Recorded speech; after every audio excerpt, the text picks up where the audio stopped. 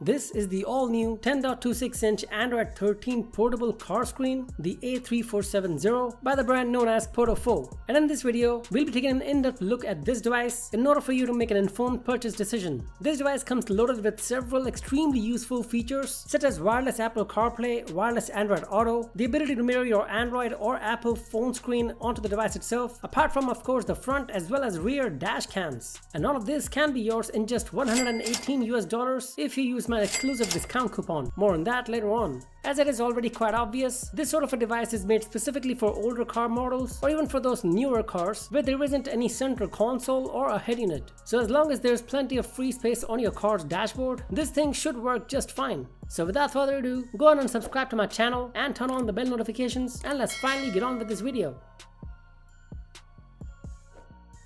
As always, let's first quickly have a look at the box and all of its contents. The brand PODOFO has been producing car stereo products for about 10 years now. We get a huge white and orange box with pictures of the unit at the front and rear of it. Not much of anything on the sides of the box, apart from the box contents, which we will be taking a look at in just a minute. And on the remaining two sides, we can see several highlights of this device, some of which are repeated here and there. Like I said, the model name is A3470. We get wireless CarPlay, wireless Android Auto, full HD camera setup for both the front and rear, which also means that the live camera feed can also be seen on the screen. Bluetooth version 5, several input ports including a micro SD slot and a USB-A port for a pen drive, FM radio. Of course, we get the touchscreen with the HD display along with Google Play Store to download any app of our choice. This device is compatible with all car models as long as they have a cigarette lighter plug in them. And it supports wireless Apple CarPlay with iPhones 5 or above, having iOS versions 13 or above, as well as wireless Android Auto for Android phones version 11 or above. In the box, we get some paperwork, a power cord with a Type-C port, an aux cable, a GPS antenna with a sticker behind it to fix it anywhere in your car, a really long cable that connects to the rear dash cam, the rear camera itself with a movable hinge, along with a sticker and two screws ensuring a perfect installation, two bracket fixing stickers for the main screen unit, and of course the screen itself, which comes with its own screen protector. The weight of this device is not that much and the build quality is good as well. At the top of it, we get the power button to switch the screen on or off. Behind the screen, we can see several ventilation holes, apart from of course the front camera, which is already mounted at the top here, which can be rotated as well as extended to get that perfect viewing angle of the road up ahead. We get several ports on both the sides of the monitor to connect all of the shown accessories, apart from a USB-A port to connect a pen drive and a micro SD card slot. You would need to use a separate micro SD card in order to use both the dash cams. The monitor base can be removed very easily if ever needed, and it can also be adjusted according to your convenience. Speaking of which, let's now quickly connect everything here in my car, the Kia Sonet, and test it out.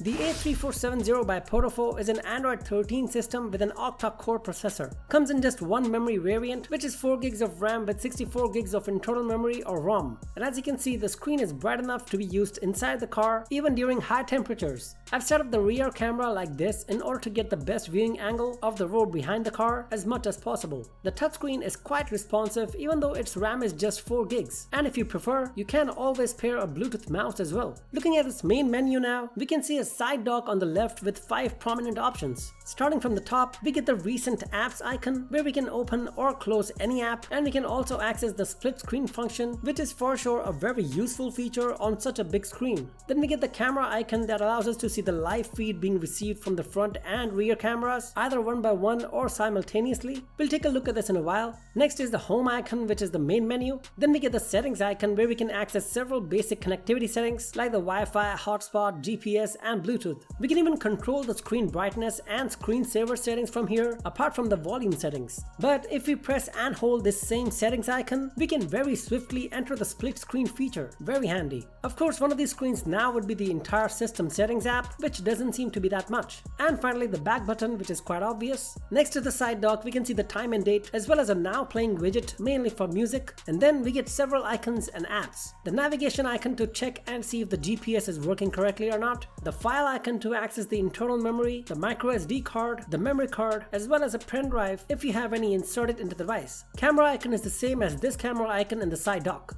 Clicking on the audio out icon, we can enter the settings to pair this device with the car's sound system. Here we get 4 options to pair the device. First option will allow us to use this monitor's built-in speakers as sound output. Second option can be used to connect this monitor to your car's aux port if your car has one. Third option can be used to select any free FM frequency on both this monitor as well as the car's FM settings in order to pair it successfully, which does work surprisingly well. And the fourth option is to pair the monitor to the car using Bluetooth, which would be the go-to choice for most people. Clicking this icon will allow us to mirror the screen of our Android phone or even an iPhone onto this screen. So let's try it out. I'll be mirroring my S24 Ultra now. iPhones will work in a similar fashion. But first, we need to download the app known as CarLetterCast, the QR code to which can be found in this small question mark icon. In order for this to work, the phone needs to be connected to the monitor via hotspot and Bluetooth. Once both are up and running, the Start Now prompt should appear on the phone, and shortly after, we can see my phone screen mirrored on this portable monitor. There is a bit of a noticeable lag or latency, but it isn't too much to be worried about, and it does work pretty well for most apps. As informed earlier, we do get an option to pair our mobile device to connect to wireless Android Auto or wireless Apple CarPlay. For the sake of presentation, I'll now connect my Samsung phone. In order to connect, all we need to do now is to enable the Wi-Fi and Bluetooth on the phone and pair the phone to the device. And just like that, we now have wireless Android Auto connectivity with the all-time familiar looking menu here. All of the apps here function exactly like the wired counterpart, with latency at a minimum as per my testing. iPhones will work in a similar fashion if you use an iPhone. Let's now quickly have a look at some of the apps of this device and see how they function here. Once you've set up your Google account here, you'll be able to access all of the Google apps such as Chrome, Google Maps, YouTube, as well as Google Play Store. You'll also notice a small floating bubble in some of the apps which can be moved around the screen that has been added for your convenience, allowing you to adjust the volume, brightness, go back to the previous menu or the home menu, and a small toggle button to bring back the side dock. Very handy bubble. Video streaming apps like Netflix and YouTube work flawlessly even while driving, which are definitely going to be a favorite for your family members